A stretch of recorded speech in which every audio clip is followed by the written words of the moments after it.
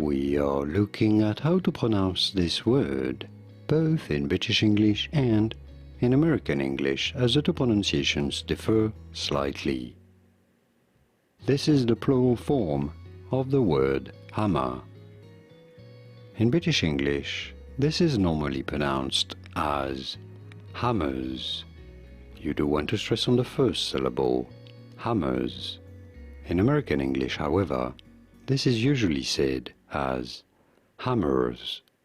Hammers, more of an R sound at the end in American English. Hammers versus hammers.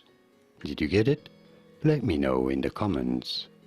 Here are more videos on how to pronounce more words in English whose pronunciations aren't exactly always obvious. I'll see you there to learn more.